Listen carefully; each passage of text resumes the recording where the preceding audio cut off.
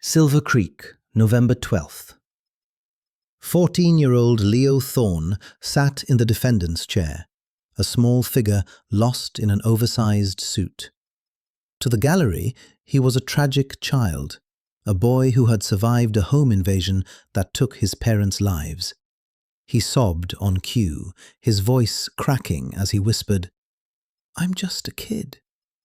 For Leo, this wasn't justice, it was an act. He was betting his life on the jury's inability to see a monster in a middle schooler's face. He was initially charged with minor firearm possession, a mere technicality in his mind. But the prosecution held a secret, a digital ghost hiding inside a PlayStation 5. A single string of encrypted messages would destroy everything.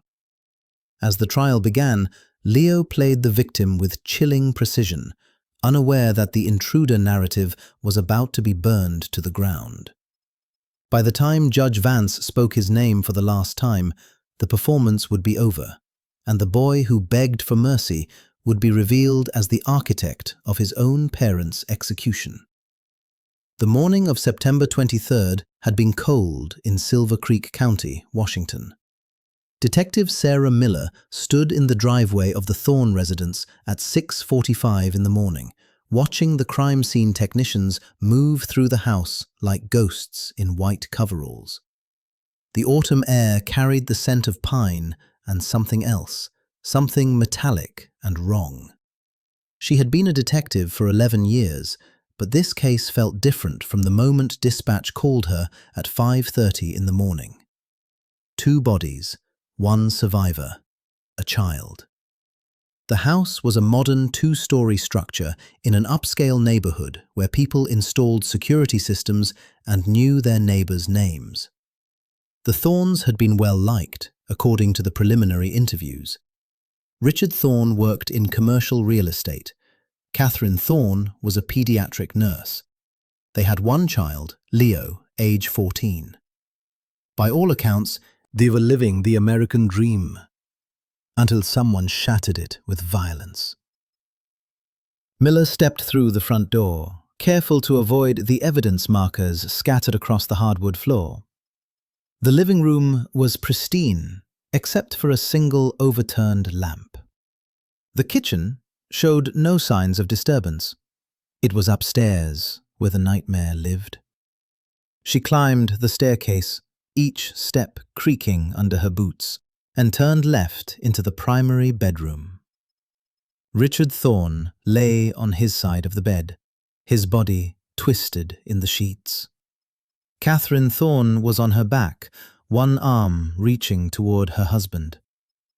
The medical examiner had already documented the scene, but Miller needed to see it herself. 2 gunshots each, close range. The shooter had stood at the foot of the bed, according to the preliminary trajectory analysis. Quick, efficient, and executed while both victims were sleeping. Whoever did this wanted them dead before they could fight back, Miller thought. This wasn't random. This was planned. She moved through the rest of the upstairs, documenting everything with her eyes before the photographs could flatten the scene into evidence. The bathroom was clean, the guest room untouched. And then there was Leo's room at the end of the hall. The door was open. Inside, posters of video games and anime covered the walls. A gaming setup dominated one corner, complete with multiple monitors, a high-end computer tower, and a PlayStation 5 console sitting on a custom shelf. For a 14-year-old, it was an impressive collection. Miller estimated at least $5,000 worth of equipment. The bed was made. The desk was organized. Nothing seemed disturbed except for a few drawers that hung open as if someone had searched through them quickly. Miller photographed everything, her mind cataloging details that might matter later. A notebook on the desk contained sketches and what looked like homework assignments. A calendar on the wall marked with gaming tournament dates and school events. On the surface, it was the room of a normal teenager. Downstairs, Officer Chen was interviewing Leo Thorne in the dining room. Miller descended the stairs and paused in the doorway, observing. Leo sat hunched in a chair, a blanket wrapped around his shoulders despite the house being warm. His face was pale, his eyes red-rimmed. He looked small and broken, exactly what you would expect from a child who had just lost his parents. "I was in the basement," Leo said, his voice barely above a whisper. "I heard noises upstairs, crashes. I tried to go up, but the door was locked from the outside." Chen leaned forward, his notepad balanced on his knee. "What time was this, Leo?" "I don't know. Maybe 2 in the morning? I fell asleep playing games. When I woke up, everything was quiet. That's when I got scared." "What happened next?" Chen asked gently. Leo's shoulders shook. He dabbed at his eyes with a tissue, though Miller noted the absence of actual tears. "I broke the basement door. It took me like 10 minutes. I was so scared. When I got upstairs, I saw the back door was open. I ran to my parents' room and found them." Leo's voice cracked on the last word, and he buried his face in his hands. Miller watched the performance with the detached eye of someone who had seen grief in all its forms. Something about Leo's body language bothered her, but she couldn't name it yet. It was too practiced, too aware of the audience. "Did you see anyone?" Miller asked from the doorway. Leo looked up, startled, as if noticing her for the first time. He nodded quickly. "Yes, a man, tall, wearing a black mask. He was in the hallway when I came up from the basement. He pointed a gun at me, my dad's gun from the safe, and told me if I moved, he would kill me too." "Can you describe anything else about him?" Miller pressed. "No, I was too scared. He just left through the back door. That's when I called 911. Miller nodded slowly. She glanced at Chen, who closed his notepad. "We are going to need you to come down to the station later today to give a formal statement," she said. "Is there someone we can call? Family?" "My grandmother," Leo said. "She lives in Seattle." "We will contact her," Miller assured him. "An officer will stay with you until she arrives." As Miller walked back outside, her phone buzzed. It was Marcus Hayes from the forensics team. "We found something," he said. "You need to see this." Miller found Hayes in the backyard, crouched near the splintered back door that hung crooked on its hinges. The doorframe was destroyed, wood fragments scattered across the patio. Hayes pointed at the pattern of the break. "See this?" he said. "The force came from inside the house, not outside. Someone kicked this door open from the interior." Miller stared at the evidence, her mind racing. "So there was no break-in?" "Not through this door," Hayes confirmed. "If someone forced entry, it wasn't here. And look at this." He indicated a smudge on the door handle. "Partial fingerprint. We will run it, but I am betting it belongs to someone in the household." "What about the primary entry points?" Miller asked. "Front door was locked from the inside, deadbolt engaged. All windows are intact and locked.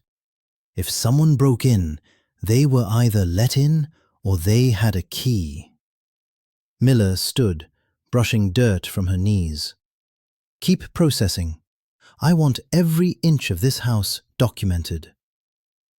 Over the next 3 days, the investigation expanded.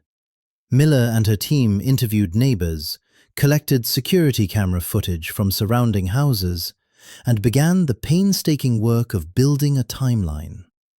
The Thornes had been killed sometime between 1:30 and 2:15 in the morning, according to the medical examiner. The weapon was Richard Thorne's own handgun, a 9mm that had been kept in a biometric safe in the Home Office. The safe had been opened using the correct fingerprint. No signs of forced entry. Leo Thorne's story remained consistent through multiple interviews. He had been in the basement playing video games. He fell asleep. He woke to silence. He broke down the basement door and found his parents dead. A masked intruder threatened him and fled. It was simple, tragic, and increasingly difficult to verify. On September 26th, Miller sat in the station's conference room with her team, crime scene photos covering every surface. Detective James Park, her partner of 6 years, leaned back in his chair, arms crossed. "The kid's story has holes," he said bluntly. "We canvassed the neighborhood. No one saw anyone enter or leave the Thorne house that night. No vehicles that didn't belong. Nothing." "Security cameras?" Miller asked. "3 neighbors have systems. We pulled all the footage. Between midnight and 3 in the morning, the only movement on that street was a fox and someone's cat. No people, no cars." "What about the basement door?" Miller pressed. "Forensics confirmed it was broken from the inside," Park said. "But here is the interesting part. The lock was a standard interior door lock, not a deadbolt. A 14-year-old could have opened it with a butter knife in 30 seconds. Why spend 10 minutes kicking it down?" Miller tapped her pen against the table. "Because he needed it to look forced." "Exactly," Park agreed. "And there is more. I talked to the neighbors again, specifically about Leo. The Hendersons next door said they saw him walking the family dog at 7:30 that morning, about 30 minutes after the first responders arrived. They said he seemed calm, not crying, not visibly upset, just walking the dog like it was any other day. People process trauma differently," Miller said, though she didn't believe it herself. "Sure," Park said, "but walking your dog 30 minutes after finding your parents murdered, that's cold." The breakthrough came on October 2nd, when the forensics team finished processing Leo's electronic devices. The family computer yielded nothing unusual. Leo's phone showed typical teenage activity, social media, games, messaging friends. But it was the search history on his school-issued laptop that made Miller's blood run cold. August 15th, 2 weeks after Leo started 8th grade, he had searched, "How much does a 14-year-old inherit if parents die?" The next day, "How to access life insurance policy." 3 days later, "Can minors receive life insurance money?" The searches continued through September, each one more specific. Average cost of hiring someone, dark web access, cryptocurrency wallets for minors. Miller printed every search result and spread them across her desk. This wasn't curiosity. This was research. She called the school and requested a meeting with Leo's counselor. Janet Reeves had been a school counselor for 20 years, and she remembered Leo Thorne clearly. "He came to see me in early September," she told Miller in her small office decorated with motivational posters. "He said he was worried about his parents' financial situation. He asked very specific questions about inheritance laws and what would happen to a child if their parents died suddenly." "What did you tell him?" Miller asked. Reeves folded her hands on her desk. "I told him that if something happened to his parents, he would be cared for by family and that any estate would be managed by a guardian until he turned 18. He asked about the amount. I told him I couldn't discuss his parents' finances, but he seemed fixated on the number. He said he heard his parents talking about a $2 million life insurance policy." Did he seem scared? Miller pressed, like he was worried something might actually happen to them. Reeves hesitated. No, he seemed curious, calculating even. It made me uncomfortable enough that I documented the conversation and flagged it for follow-up. But then the school year got busy and I never circled back. Miller thanked her and left, her mind churning. Back at the station, she pulled the Thornes' financial records. Richard and Catherine Thorne had indeed maintained a $2 million life insurance policy, $1 million each. The beneficiary was Leo Thorne, with Catherine's sister, Margaret Davis, listed as the custodian of the estate until Leo reached legal age. $2 million, Park said when Miller showed him the documents. That's one hell of a motive. He is 14, Miller countered, though she was playing devil's advocate now. Old enough to understand money, Park said. Old enough to plan. The case was formally upgraded on October 5th. Leo Thorne was charged with possession of a stolen firearm and accessory to a burglary. The initial charges were intentionally conservative. The prosecution needed more evidence before they could pursue the murder charges they knew were coming. Leo was arrested at his grandmother's house in Seattle. The tactical team arrived at dawn, not because they expected resistance, but because protocol demanded it for felony arrests.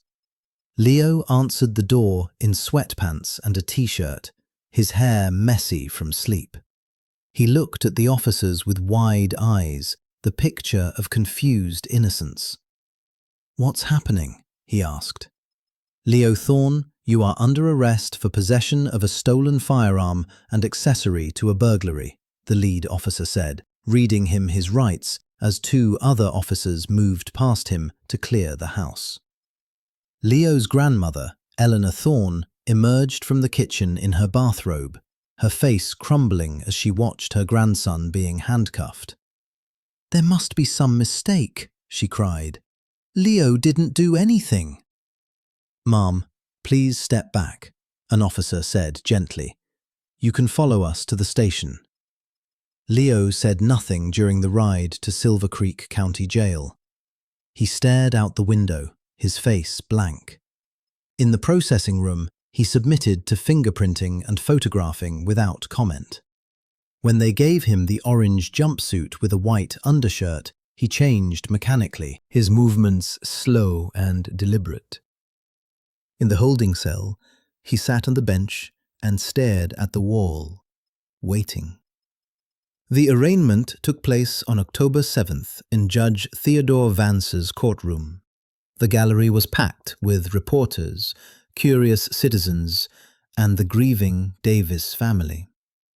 Margaret Davis, Catherine Thorne's sister, sat in the front row with her husband, both of them staring at Leo with expressions of confused grief. How could the boy they had watched grow up be sitting in that chair? Judge Vance was 62, a veteran of the bench with a reputation for fairness and a low tolerance for theatrics. He reviewed the charges silently before looking at Leo.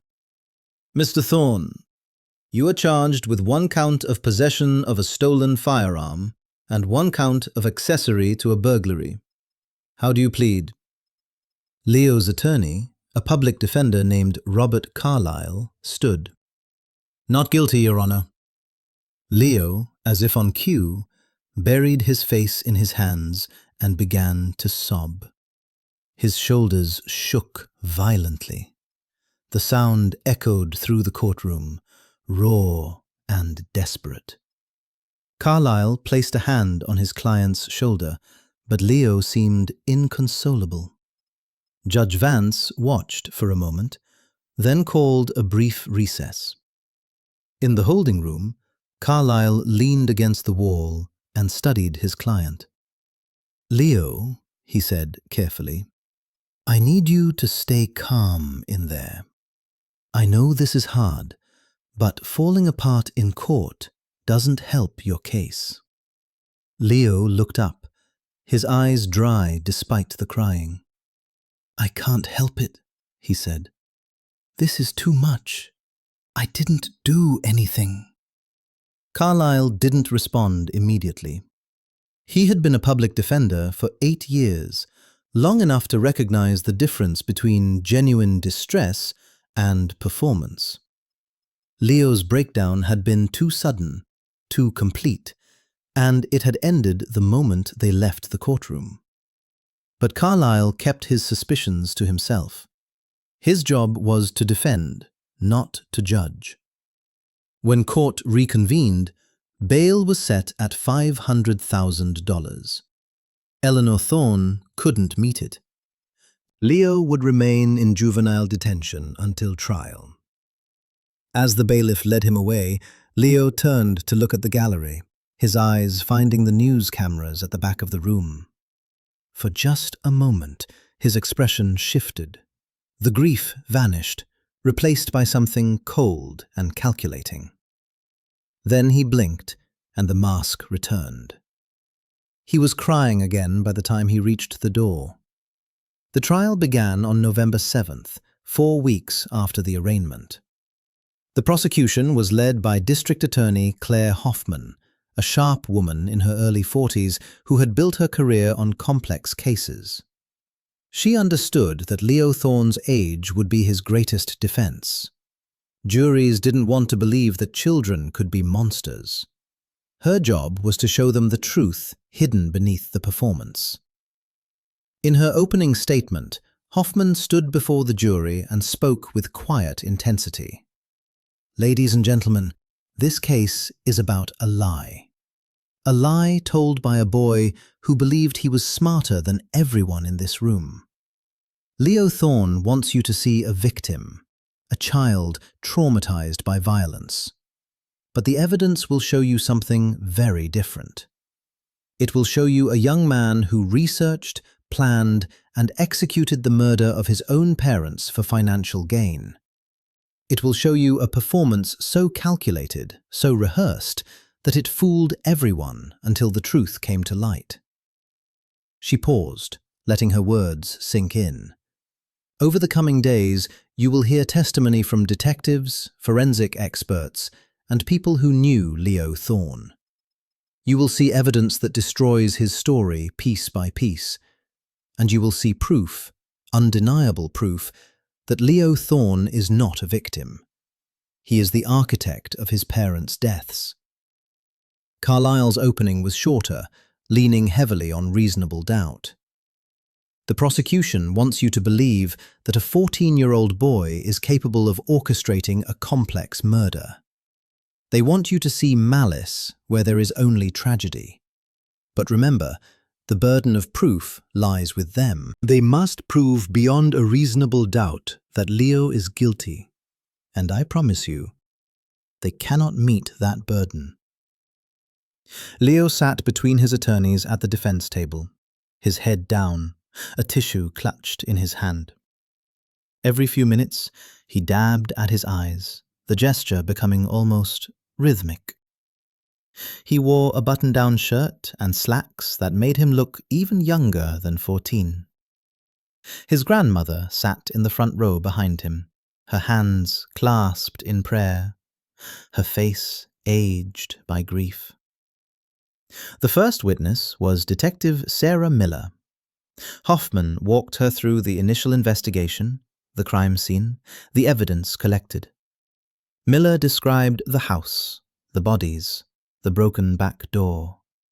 She spoke clearly and professionally, her years of experience evident in every answer. "Detective Miller," Hoffman said, "can you describe the condition of the back door when you first observed it?" Miller nodded. "The doorframe was severely damaged. The door itself was hanging crooked, barely attached to the remaining hinges. Wood fragments were scattered on the patio outside." "And what did the forensic analysis reveal about how this door was broken?" Hoffman asked. "The analysis showed that the force came from inside the house," Miller said. Someone kicked or forced the door open from the interior, not from outside. A murmur ran through the gallery. Hoffman let it settle before continuing.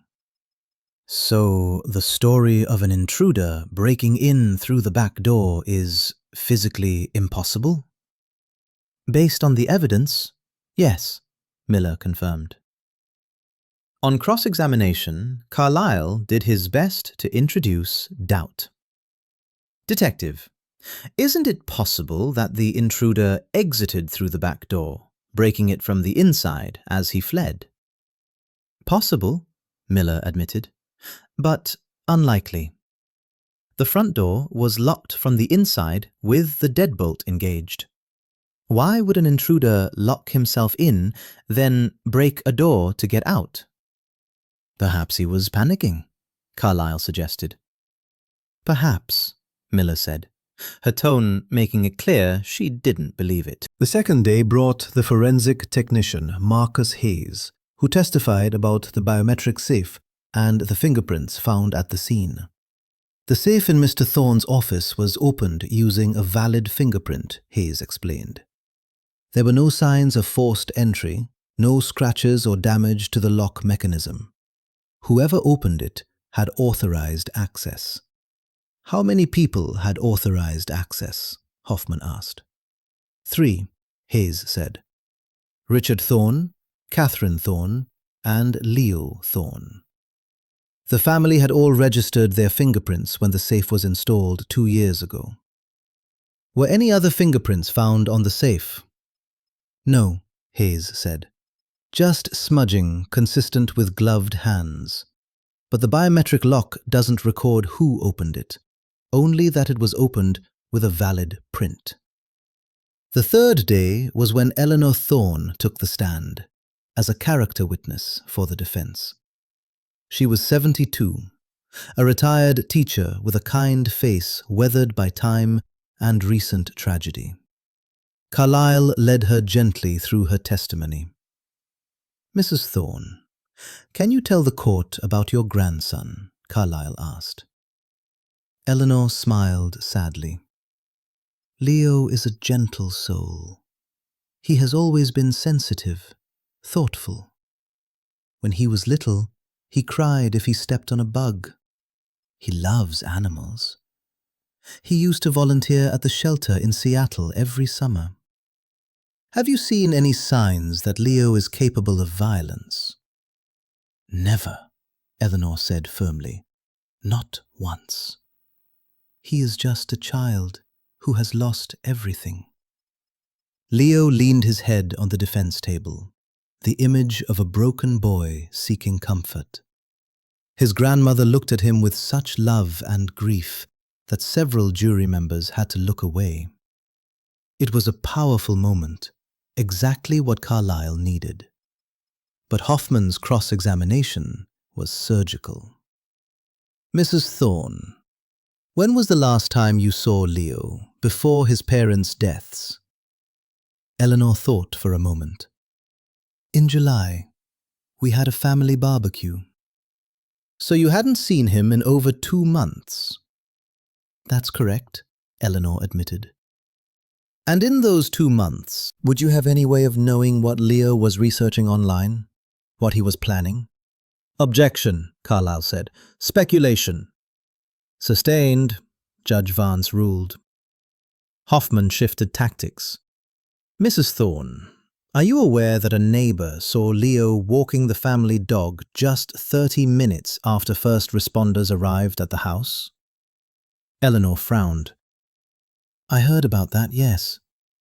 Does that seem like the behavior of a traumatized child who just found his parents murdered? Everyone processes grief differently, Eleanor said, but her voice was less certain now. On the 4th day, the prosecution called Thomas Henderson, the neighbor who had observed Leo that morning. He was a retired postal worker, observant and detail-oriented. Hoffman had him describe what he saw. It was around 7:30, Henderson said. I was getting the newspaper from the driveway when I saw Leo walking the dog. He looked normal, calm. He wasn't crying or anything. He even waved at me.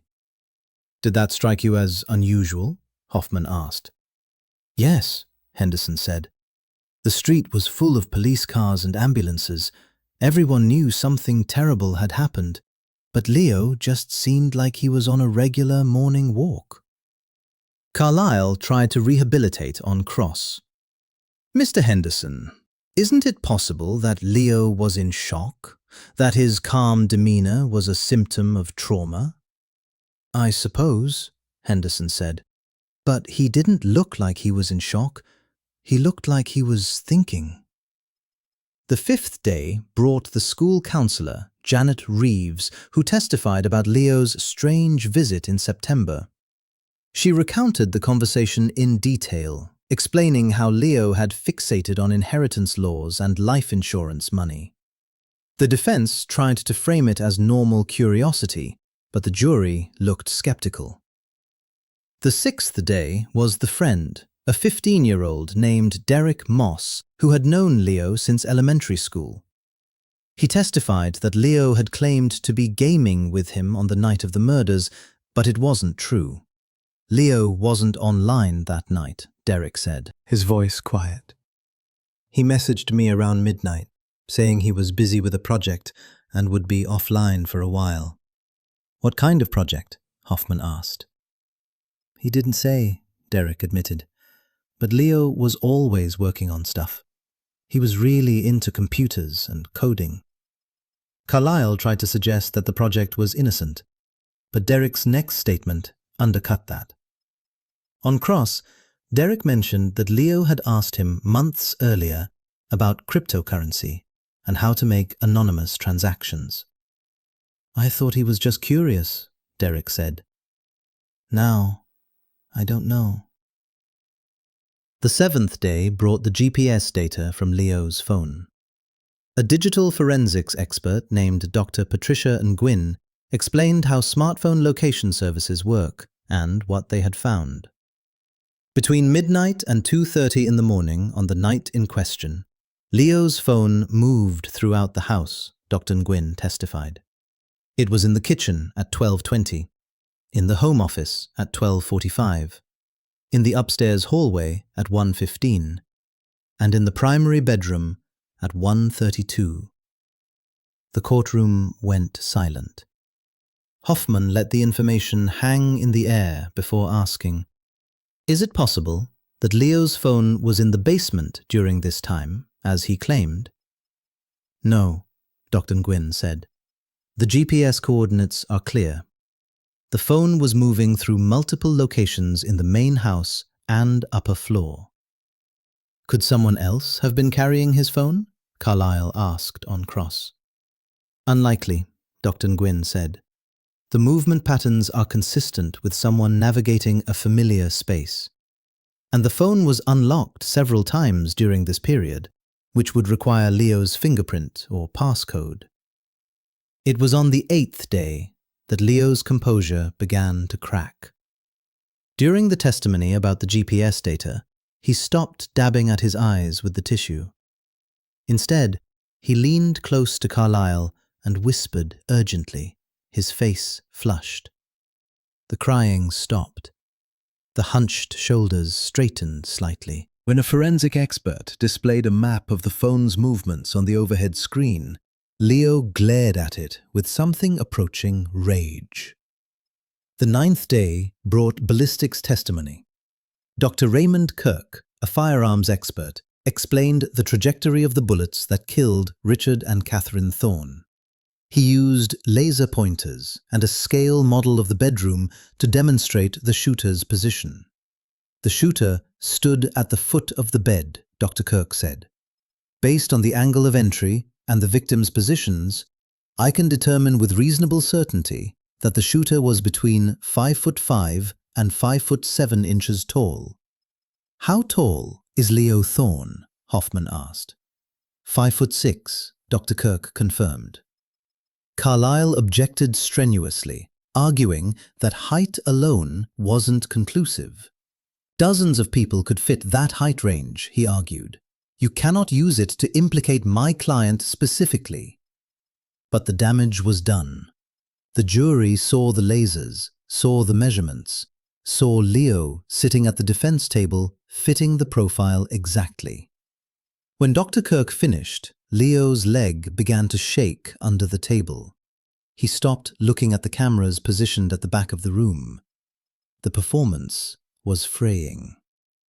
On the 10th day, Hoffman stood before the court with a grim expression.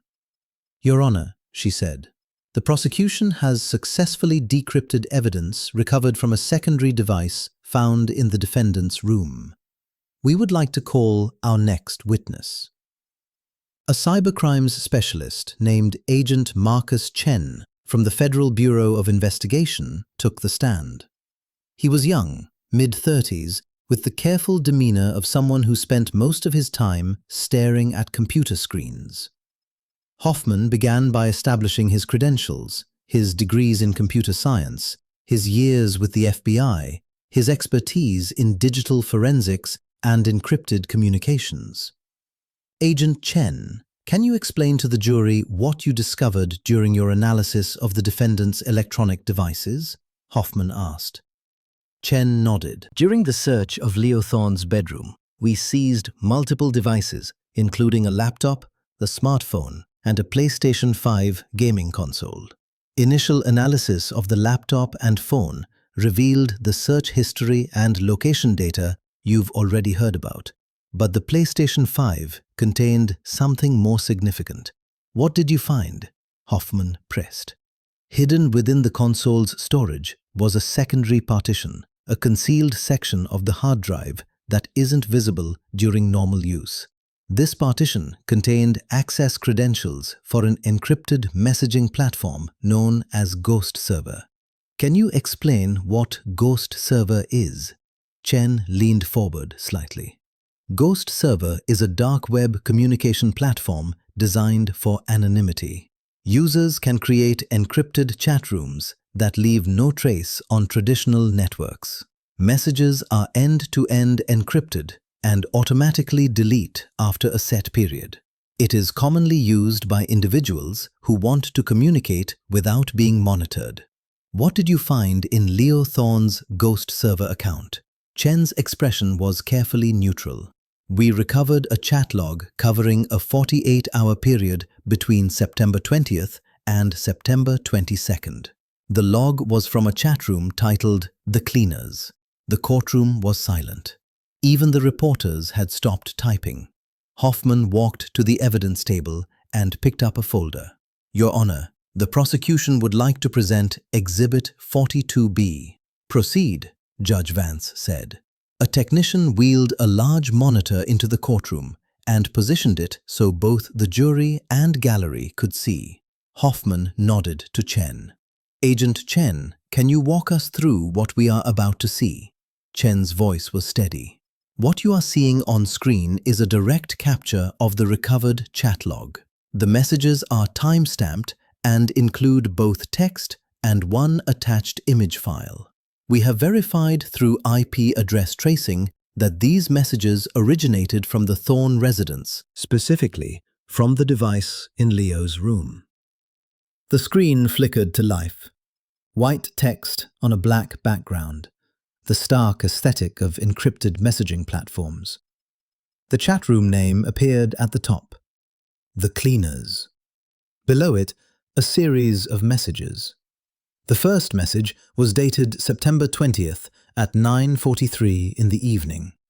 User identified as LT wrote, "I have a job. 2 targets. Need it done clean. Willing to pay in Bitcoin." The next message, time-stamped 4 minutes later, came from a user identified as V. "What kind of job?" LT, "The permanent kind." There was a pause in the messages, 5 minutes of nothing. Then V responded, "Price depends on details. Where, when, and complications." LT's response came quickly. "House in Silver Creek, Washington. Access provided. No complications. You walk in, do the job, walk out. I need it done this week. V, 5 Bitcoin. LT, 3. V, 4. Final offer. LT, deal. I will send details tomorrow. The courtroom remained frozen as the messages continued. The next exchange was dated September 21st, detailing the layout of the house, the location of the primary bedroom, the fact that the targets would be asleep. LT provided door codes, information about the biometric safe, and explicit instructions about using the 9mm handgun stored inside. Use my dad's gun, the message read. Silencer is in the same case. Make it look like a robbery. I will stage the basement and call 911 after you are gone. The jury members stared at the screen, horror and disbelief etched on their faces. Eleanor Thorne had stopped praying. Her hands were frozen in her lap, her eyes wide as she looked at her grandson. But it was the final message that destroyed everything. Dated September 22nd at 1:40 in the morning, just over an hour before the estimated time of death, LT had written, "The targets are sleeping. I have left the back door unlocked. Use the silencer. I do not want the neighbors waking up before I can call 911 and play the witness. Send photo of their bodies when you are done, or no Bitcoin." Attached to the message was a photograph. Leo Thorne, identifiable by his face and the poster-covered wall behind him, holding his father's 9mm handgun. The timestamp on the photo metadata matched the time of the message, 1:40 in the morning, on September 22nd. Hoffman let the silence stretch. Then she turned to the jury. Ladies and gentlemen, this is not speculation. This is not circumstantial. This is Leo Thorne, in his own words, hiring someone to murder his parents. This is him providing access, instructions, and verification. This is the truth. Leo's face had drained of all color. His hands trembled so violently that he dropped the tissue he had been clutching. The carefully maintained expression of grief and innocence vanished, replaced by something hollow and cold. He stared at the screen where his own words glowed like accusations. His mouth opened, closed, opened again. No sound came out. Carlyle looked physically ill. He sat back in his chair, his hand over his mouth, staring at his client with an expression of betrayed shock. The grandmother had begun to cry, but these were not the tears of grief she had shed before. These were tears of realization, of horror, of understanding that the child she loved had done something unforgivable. Hoffman continued, "Agent Chen, can you verify that these messages were sent from Leo Thorne's device?" "Yes," Chen said. "The IP address, device identifiers, and digital fingerprints all confirm that these messages originated from the PlayStation 5 console in Leo's bedroom during the time periods indicated. Is there any possibility that someone else sent these messages using his device?" "Extremely unlikely," Chen said. "The device was password protected and required biometric authentication to access the hidden partition. Additionally, the photo attached to the final message was taken with Leo's smartphone, as confirmed by the EXIF data embedded in the image file." Hoffman turned back to the jury. "The performance is over," she said simply. Leo didn't react. He sat frozen in his chair, staring at nothing. The tissue lay forgotten on the table. The carefully constructed facade of the traumatized child had shattered completely, revealing the cold calculation beneath. When the judge called a recess, Leo had to be physically guided from the courtroom by the bailiffs. He walked mechanically, his eyes glazed, looking less like a person and more like an empty shell. In the holding room, Carlyle tried to talk to his client, but Leo didn't respond. He sat on the bench, staring at the wall, his mind seemingly elsewhere. The defense attorney paced the small room, running his hands through his hair. "This is over," Carlyle said to his co-counsel. "There is no coming back from this. We need to discuss a plea." But Leo wasn't listening. He was thinking about the console, about the hidden partition he thought was secure, about the ghost server platform that was supposed to be untraceable.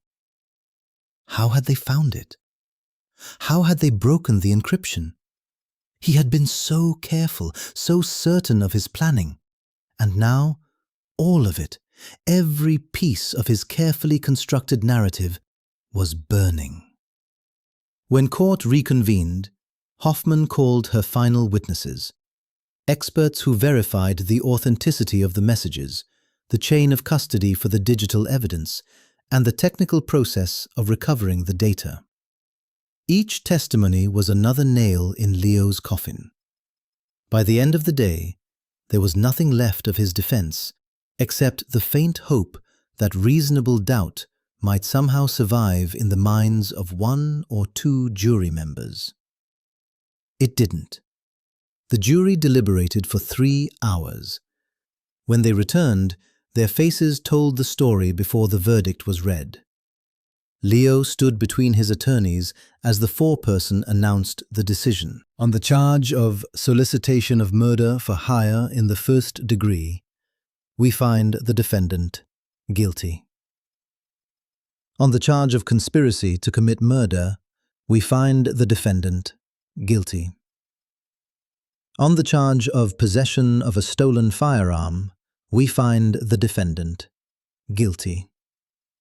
The gallery erupted. Margaret Davis collapsed into her husband's arms, sobbing with relief and rage.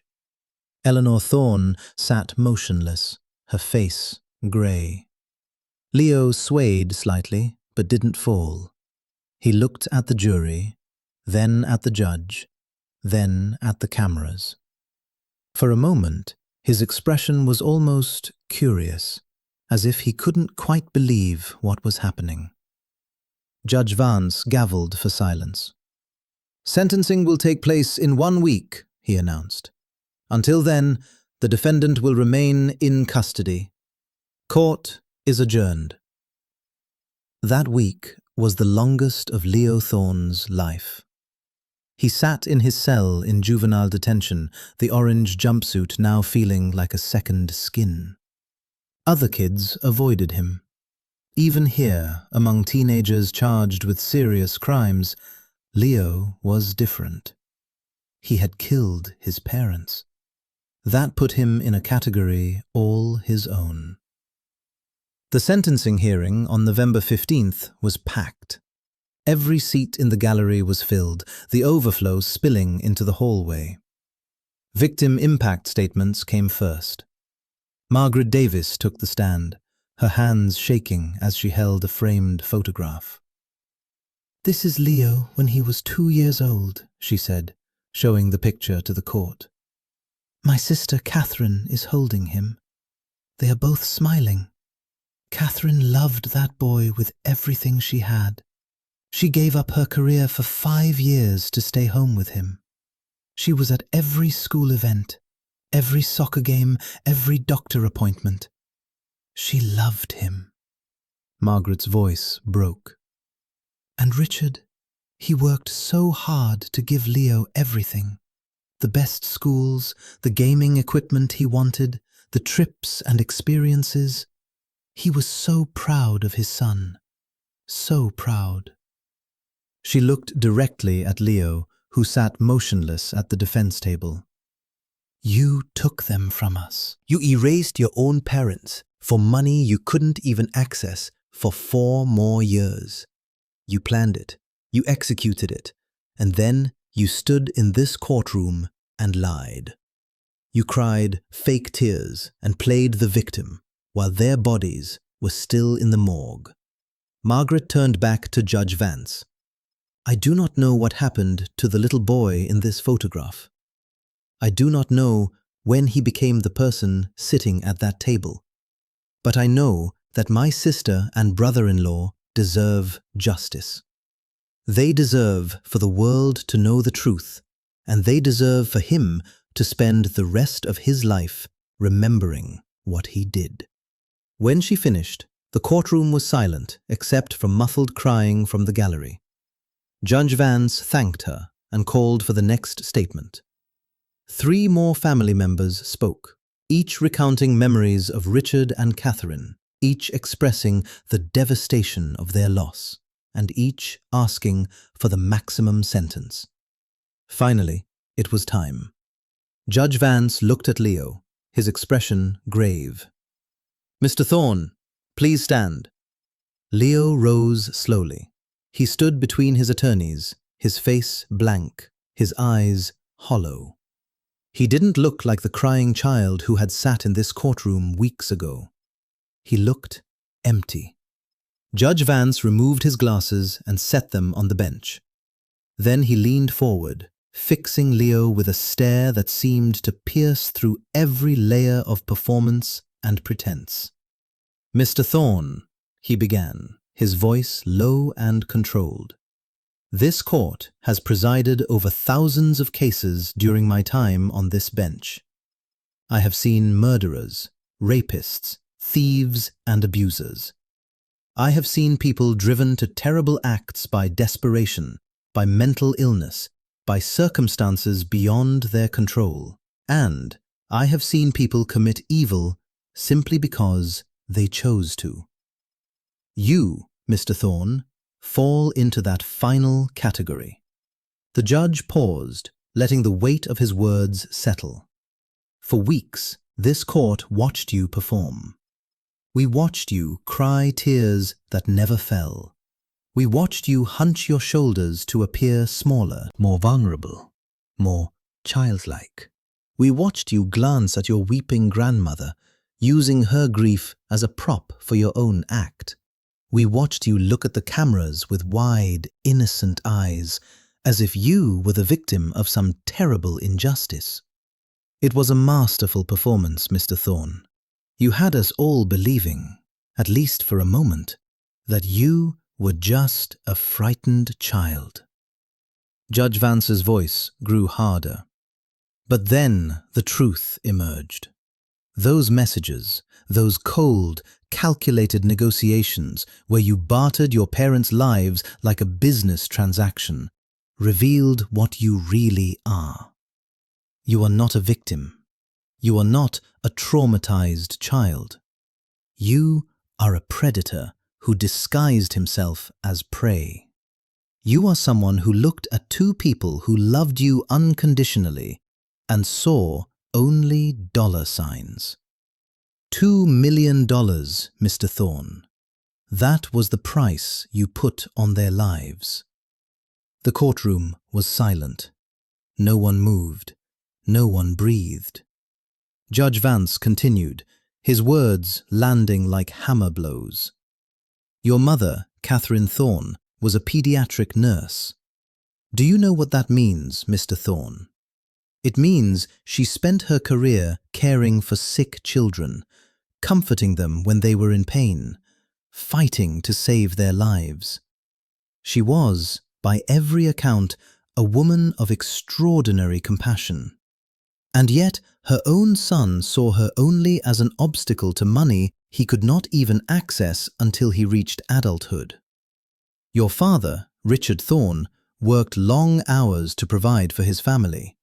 He made sure you had everything you needed and most of what you wanted. That gaming equipment in your room, that collection worth thousands of dollars, he bought it all for you. And you repaid him with a bullet in the dark. Judge Vance's knuckles were white as he gripped the edge of the bench. But what truly disturbs this court, what keeps me awake at night, is the premeditation, the planning. You did not act in a moment of rage or fear. You researched for weeks. You learned about inheritance laws, about cryptocurrency, about encrypted communications.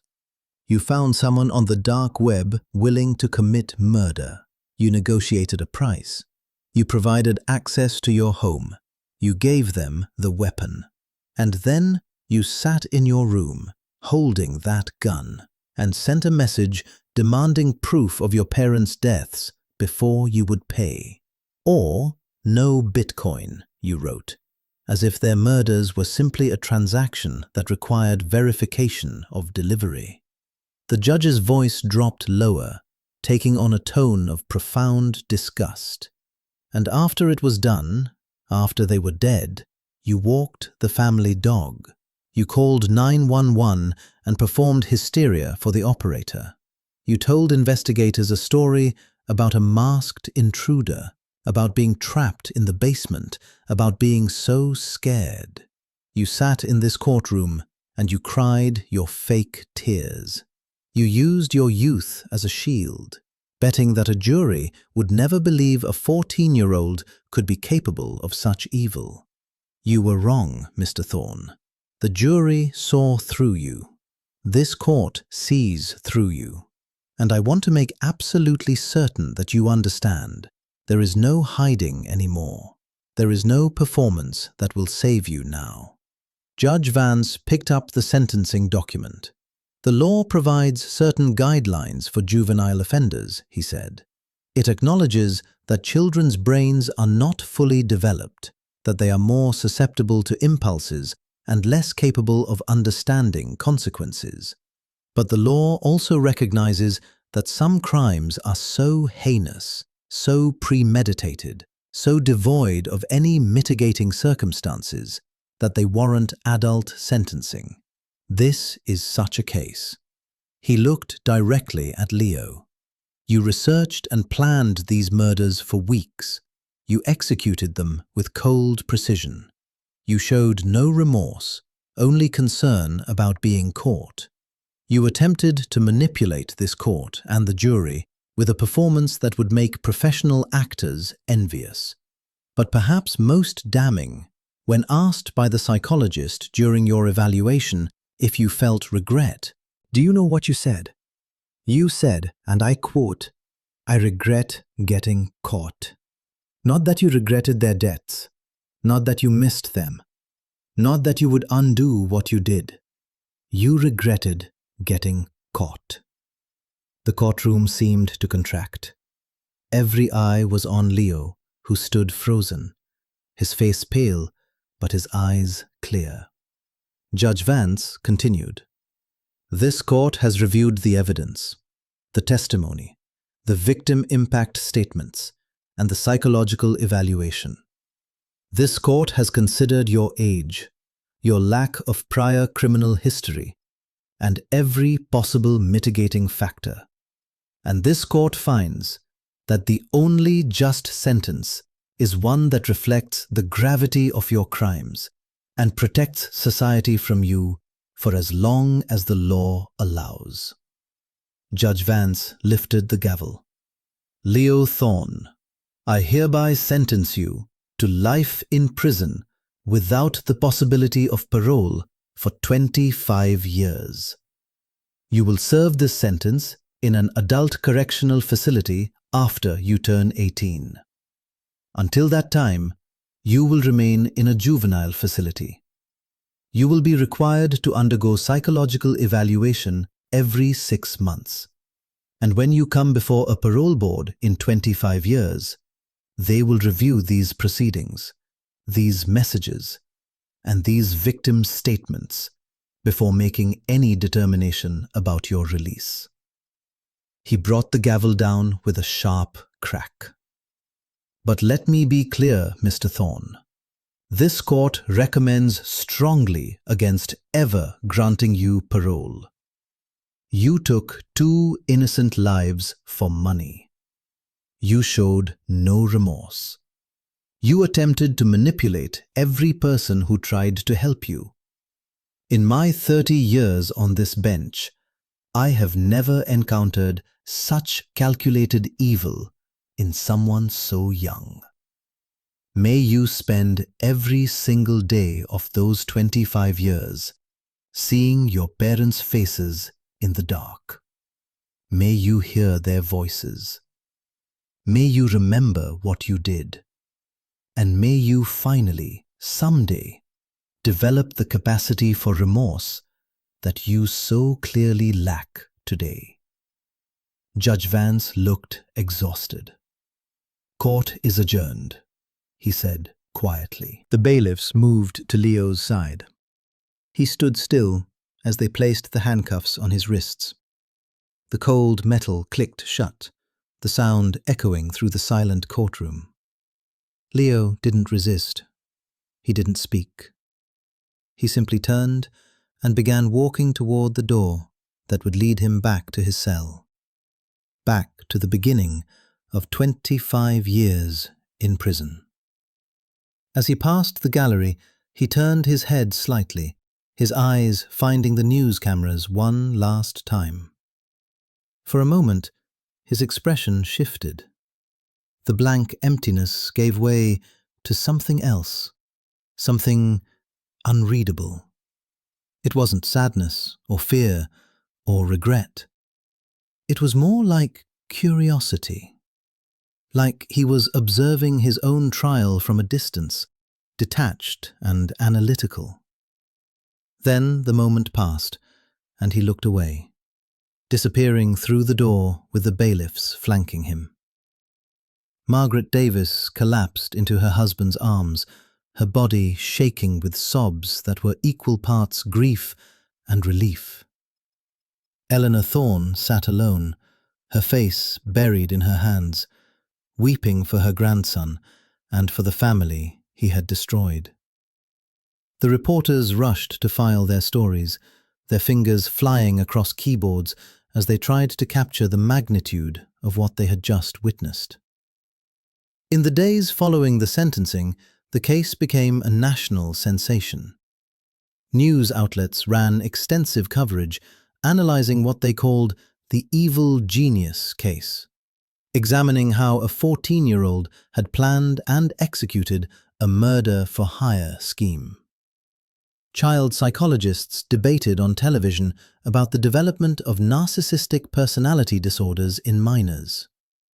Legal experts discussed the implications of trying juveniles as adults. And true crime podcasts dissected every detail of the trial, playing audio from the courtroom and speculating about what had created a monster like Leo Thorne. The Ghost Server platform was shut down by federal authorities 3 weeks after the trial ended. 7 other users were arrested in connection with various crimes, though none as shocking as Leo's. The case led to new legislation requiring gaming consoles to include parental monitoring software capable of detecting hidden partitions. Schools across the country implemented new protocols for identifying at-risk students who showed signs of dangerous fixation with money or violence. But for the people who had known Richard and Catherine Thorne, the aftermath was simply about loss. Memorial services were held. College funds were established in their names. The house on Maple Street was sold, the new owners unaware of the tragedy that had unfolded in the primary bedroom. Life moved forward because it had to, but the scars remained. Leo Thorne spent his first year in juvenile detention in near-total isolation. Other inmates avoided him. Staff members watched him constantly, noting his behavior in reports that would follow him to adult prison. He was described as compliant but detached, following rules without engaging emotionally. He attended mandatory counseling sessions but rarely spoke. When he did, his words were carefully chosen, revealing nothing of his inner thoughts. The court technician who had operated the monitor during the trial later told reporters that the image of those final messages haunted him. The phrase, "or no Bitcoin," had become shorthand in law enforcement circles for cases involving cold, calculated violence committed for financial gain. It represented a complete absence of empathy, a reduction of human life to monetary value. And it had been written by a 14-year-old boy. In the end, the case of Leo Thorne became a cautionary tale about the dangers of assuming innocence based on age alone. It forced society to confront an uncomfortable truth, that evil does not always announce itself with obvious signs, and that monsters can hide behind the faces of children. The jury members, interviewed months later, all said the same thing. They would never forget Leo's face when the messages appeared on screen, the moment when the mask fell away and they saw what he truly was. Judge Vance retired 2 years after the trial. In his final interview, he was asked about the cases that stayed with him. Without hesitation, he mentioned Leo Thorne. "That boy showed me something I had never seen before," Vance said. "Complete moral vacancy in someone so young. I have sentenced murderers who showed more humanity. I truly believe that if we had let him go, if that digital evidence had never been found, he would have gone on to live a comfortable life on his parents' blood money, without a single moment of genuine regret. That is what makes the case so disturbing. Not just what he did, but what he is." As for Leo himself, he turned 15 in juvenile detention, then 16, then 17. By the time he turned 18 and was transferred to an adult facility, he had spent 4 years incarcerated. The other inmates knew his story. They called him Bitcoin, a nickname that followed him like a shadow. He kept to himself, working in the prison library, taking correspondence courses, existing in a state of permanent detachment from the world around him. The truth, the real truth that no one could quite articulate, was that Leo Thorne had stopped being fully human long before he hired someone to kill his parents. Something in him had broken, or perhaps had never formed properly. The capacity for love, for empathy, for genuine connection had been absent, replaced by a cold calculation that saw people as obstacles or resources. His parents had been resources, valuable only for what they could provide. When they became obstacles to accessing that value immediately, he had eliminated them with the same casual efficiency someone might use to delete a file from a computer. The story ended not with redemption or understanding, but with the simple acknowledgement that some people cannot be fixed, cannot be saved, cannot be reached. Leo Thorne would spend a minimum of 25 years behind bars, and perhaps the rest of his life. The boy who had cried fake tears in a courtroom would become a man in a cell, surrounded by the consequences of his choices. And every night, in the darkness, perhaps he would see their faces, perhaps he would hear their voices, perhaps, somehow, he would finally learn what it meant to feel something real. But probably not.